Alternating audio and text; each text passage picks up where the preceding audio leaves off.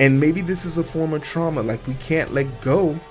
We can't let go of this hood life mentality because it's baked into us. It's a form of trauma. It's the only way we feel comfortable. Like a veteran soldier coming home back to a soft bed. They can't sleep at night in that soft bed. NANI? Dynamite! Dynamite!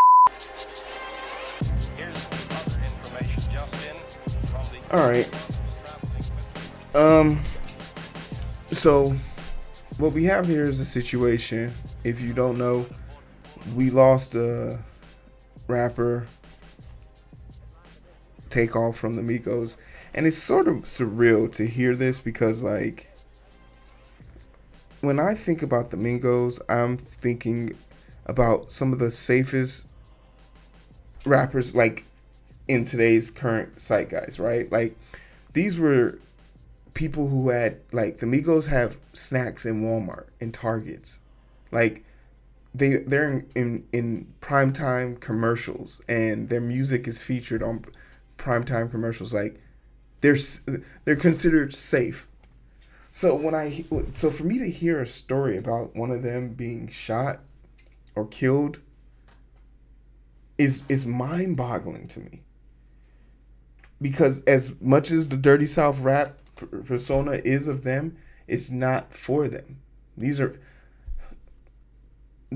ain't the ones. But here we are. Breaking news from the music world. NBC News has just confirmed Takeoff, a member of the popular rap group Migos, has died. Takeoff, whose real name is Kirshnik Ball, was shot and killed early this morning at a bowling alley in Houston. 2 others were hurt. NBC News correspondent Marissa Parra is following this for us. Marissa, thanks for being on this breaking news for us. So we just got a statement actually from Ball's lawyer. What does he say, and what else do we know at this time about the shooting? Right, this confirmation is just coming into our newsroom. I want to take you to his words. This is coming from the attorney for Takeoff, and you're going to see this in just a moment. He said, quote, Takeoff was not only a brilliant musical artist with unlimited talent, but also a uniquely kind. That's the thing. You're so right. Thanks for joining. You're so right. It's like, why, like, on a Monday night, you're at a bowling alley, private party, like the security is light, like, and then you walk out and there's enough people there to approach you. My question, and this is gonna build up, but let's just get the facts. But this is the thing, like, the proximity at which people can reach you needs to be well defined when you're on this level. When you've acquired a certain level of lifestyle and living, my ability to walk up to you should be minimized to a finite exclusion. The fact that random people can walk up to him is mind-boggling to me. The fact that he wants the persona of him to exist, like, if you've ever seen a picture of Money Mayweather and his 4 massive bodyguards, that's how I envision people of wealth and extreme importance being protected, because you don't pay them to take away from your image, you pay them to keep money in your pockets.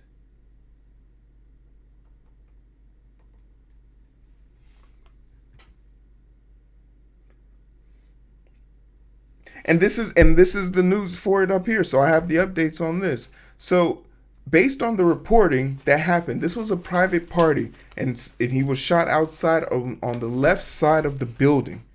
Based on that information, and looking at the information that means, and this is crazy, that means one of 2 things happened.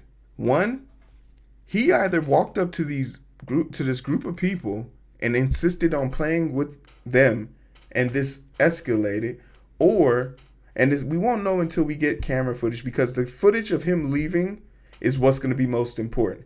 Or he happened to be within close proximity of when this dice game escalated, and he just happened to be in the crossfire. Once again, 3 people were shot, but for him to have been shot twice, he got shot once in the neck, left side, and once in the head. If that's crossfire, that's deliberate crossfire.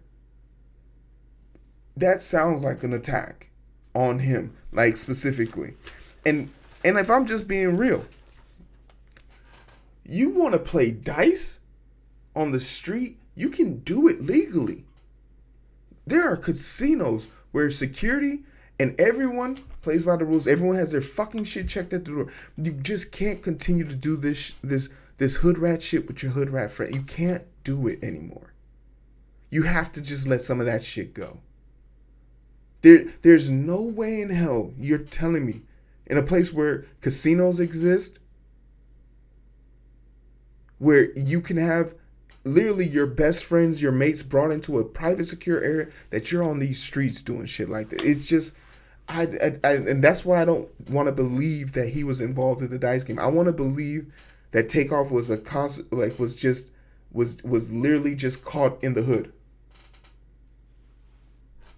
I just want to believe that he is a consequence of being in the hood. Because there's how much money? 60,000? 600,000? How much money could you have wanted or lost that you 2 bullets was worth it? Nah. Ain't no way. It's that easy to replace my old floors. And it's on sale. These fucking commercials. The thing that I need people to also understand about this situation, that, man, leave it, don't love it, and we gonna get to some reactions about this. I've seen the footage of this. About approximately 2:34 a.m., officers received a call of a shooting in progress. Officers arrived there shortly thereafter. The location is in the downtown location. Billiards bowling alley located at 1201 San Jacinto Street here in the downtown area. Once officers arrived, they came upon a male who was deceased. That male has been identified as Kirshnik Ball, better known as Takeoff. He's a member of the Migos rap group out of Atlanta. And I want to pause again, because sometimes the hip-hop community gets a bad name. And I know, and evident from this city and people who I have a personal relationship, a lot of great people in our hip-hop community, and I respect them. But back to Takeoff. I got many calls from Houston and outside of Houston, and everyone spoke of what a great young man this is, how peaceful he is, what a great artist. And I'm calling up on everybody, our hip-hop artists in Houston and around the nation. This statement pisses me off. You're calling on the hip-hop artists to do what exactly? Make a song about how Takeoff got shot? Maybe... No, you're probably calling the hip-hop community to make a song about how to stop gun violence. This is a dumb statement from this officer, and it only feeds and harbors this nonsense idea that art correlation has something to do with our violence in our country. Hip-hop, black people, white people, movies, video games, comic books, sex, drugs, Hispanic people, Asian people, white people, blue people, people eaters. None of that shit matters, because there's only one common denominator in gun violence in America, and it's gun violence in America. This isn't one particular thing. Poverty, sure. But this is a cultural thing. Here in America, we like violence. It's killing each other is a national pastime here. We are the only nation, only civilized nation who has this problem. You can go anywhere in the free world and find America is just brimming to kill. We killed and slaughtered people to get this land. We will kill and slaughter people to end this land. It is our full arc. There are 17 guns to each individual in America. You only got 2 fucking hands, my guy. This is totally a gun issue. So you can have this conversation with artists. You can have these meetings with these people. It's not going to mean a damn thing. It's not going to mean a damn thing.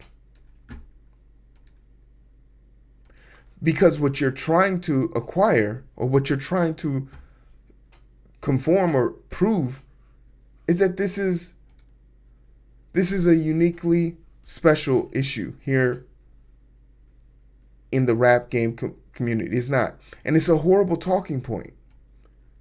Dare I say is a racist one too. But we're going to get into that. I want to talk about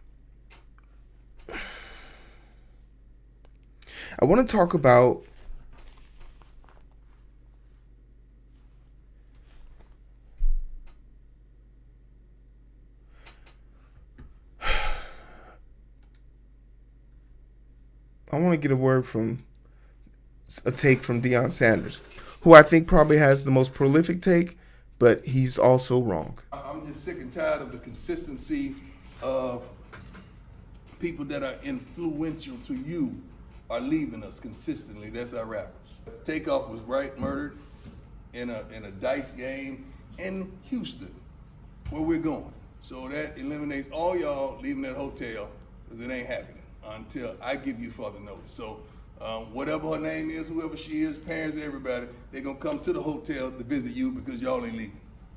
Sooner or later, we gotta start changing our addresses, guys. Yo. That's an analogy to saying, I know we this, but we ain't that. Yo. This right here is what are we talking about? You gotta change your address. You can't take the hood with you. There's no situation where you can take the hood with you. You put in all this work, you talked about it in your songs, how you want to get out, you made it out, and you still worried about Daquan and Uncle Pookie. You can't take everybody with you. We see it way too often. You can give them the tools to get out on their own, but you can't give them the rope around your neck to hang on to.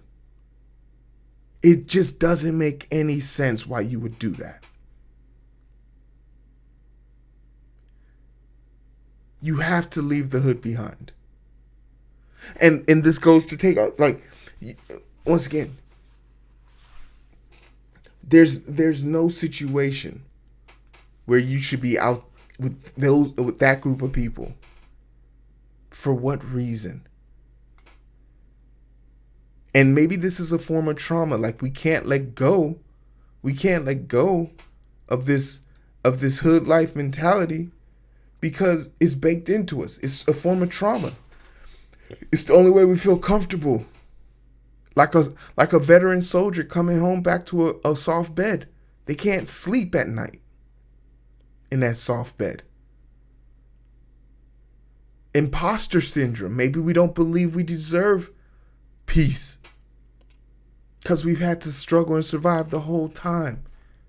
I really want to know what this is, but this is unique to Black Americans, because as Nigerians or immigrants to this country, those minorities act totally different. And I think we know why. Listen to what he says here next. Leave that behind that we once did. And that's what you guys are. Now you guys are Jackson State royalty. You ain't no, man. You're not whoever you were a year ago. You're not who you were a year ago. You are royalty. I remember being in college when the Eagles came to my classroom to pick me up, interrupted my classroom, picked me up, and everyone's jaw dropped. Everybody was on the whole 9 yards. And I got a text from a girl saying, "Don't think you're special now." And I was like, but I am. I'm bigger. I'm stronger, smarter, faster. I'm better. I am better than you. And back then, I didn't like to embrace my arrogance because I knew it wasn't for me. I had improved in myself. But now, here today, standing looking at the masses, yeah, I was right. It's weird to want to behold yourself to people who can't keep up with you. I don't explain myself to people who can't keep up with me. It's weird for me to talk to you like that. But we always aspired to thinking we were the answer.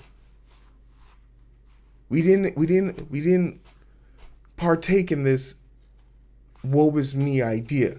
And this is not discounting or discrediting the fact. Just because I've never been brutalized by police doesn't mean I don't know what they're capable of doing.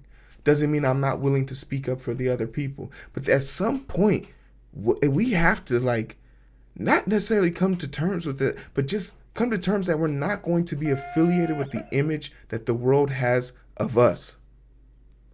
Right?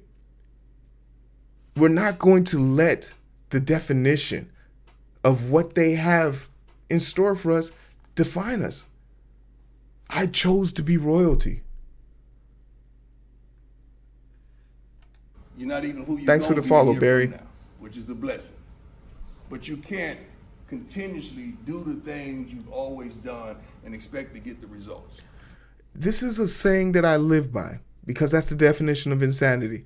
But more importantly, on my resume, in my header, the words, "I move with a sense of urgency." I got that from football. And there's something fucking poetic about looking in the background of this speech and seeing in that document on the board, there should be a sense of urgency, which requires commitment and expectation.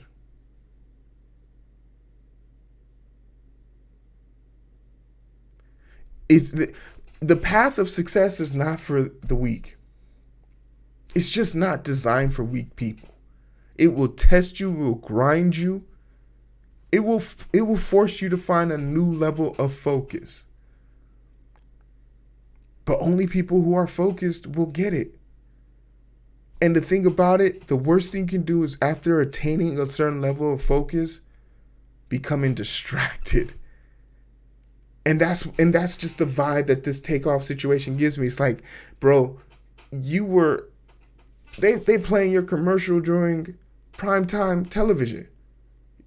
You have adjacent white people who know nothing about your lifestyle smiling with you in commercials, eating your snacks that are found in Target, Whole Foods, and Walmart. And you want to affiliate yourself with that? No. We separate yourself. And maybe it's because, and God bless Coach Prime, because I would have paid money to have someone talk to me like this when I was a kid. I would have prayed for it. And this is not a bash to my coach, but they just didn't get it. He gets it. And it's because he's not beholden to anybody other than his players and himself. It's going to have to be a change.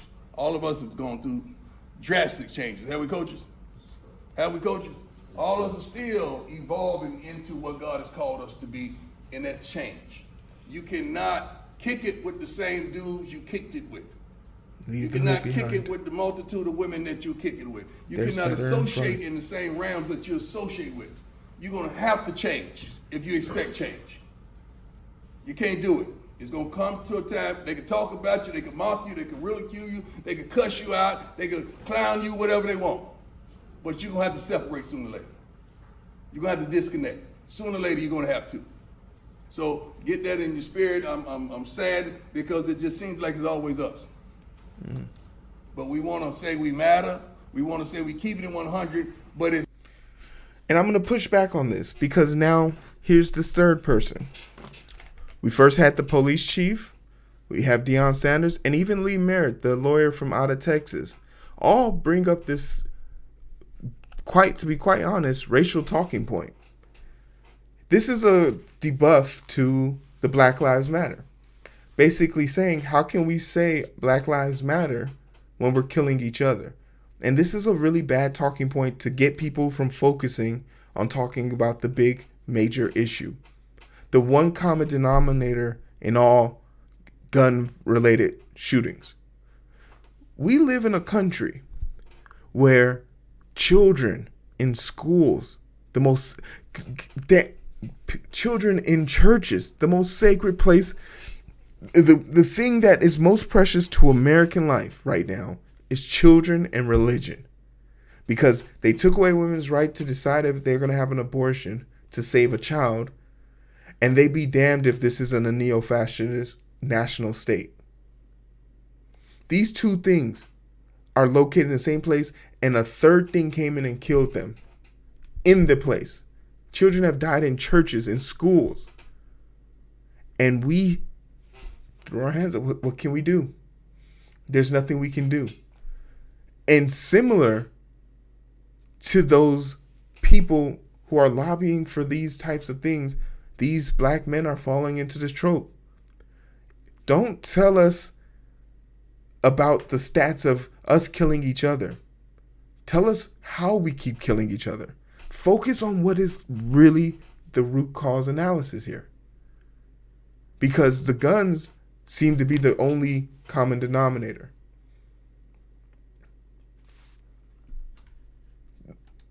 He brings up our lives matter. And you'll hear people say this too. Oh, black people are super violent. This has been disproven hundreds of times since 2018. And this is stats here is going to be able to tell you is that you kill in proximity of where you are. So if you live in close proximity to white people, you're going to probably be murdered by a white person, or vice versa. You're going to probably kill a white person. More than likely, you're a white person. These are stats that we just know. If you're a black person in America, more than likely you live around black people. So the chances of you getting into a fight, more than likely is going to be a black person. And if you flip this on its head and change it to anything else, it doesn't make sense. Oh, if you're a black person and living in a black community, 9 times out of 10, you're probably going to be shot by it. 9 times out of 10, you're probably going to be buying bread from a white person. What? But you said I live in a majority of black people. Yeah. You said most of the black people work and live with them. Yes. So why is it hard for you to believe that? What? You see how it doesn't work? This is a proximity thing. The problem is guns. It's always been guns. This nation was built on death, and it will end in death. And the fucking history books in 400 years are going to be wild. Because they're going to say some reckless shit like, wait, you mean to tell me 200 years ago, when we could see other countries didn't have the problem we had, that we just continued to throw our hands up in the air and say, what are we going to do? What are we going to do? Thanks for the follow, Pinksy, I believe. The moment we decide to do something about the gun issue in America, the sooner we'll be able to fix this. But talking about black on black crime or Black Lives Matter, that's just for the birds. It's always us. Now we lose another soldier to some bull junk that when we look back at it, the gentleman gonna say, dang, now his whole life changes. Because now he's incarcerated or murdered in a consequence of what transpired. because you know how the game is played. And I don't want y'all playing that foolish game because y'all are valuable to your families, friends, loved ones, and you're valuable to us. All right, let's think about that. Let's pray for the families. Ain't got no time. Ain't got no time to dig foolishness. Let's go get it. Yo, I just want to clap it for your boy Primetime. The guy, he's more than a coach, man. I would have paid money to be in that room. As somber as a situation that is, those guys, those men, those young men, they would have never gotten that conversation from anybody. I prayed to find a leader like that as a young child. As a growing man, like in this society. Not a knock to my coaches, not a knock to my dad, none of that. But they just didn't get it. They didn't know what I was going through. They didn't know what it was like to be so powerful in a world that hated to see it. And the image and the thought keeps, can black men die old? Yeah. But you gotta change. You have to get away from the stereotypes portrayed for you. There was something super humbling about being the only second football player with a science degree. And it's not strange. Of all my football playing friends, they all did well for themselves, but I don't use half the strength they use to sustain the life that I'm living. It's not fair, really.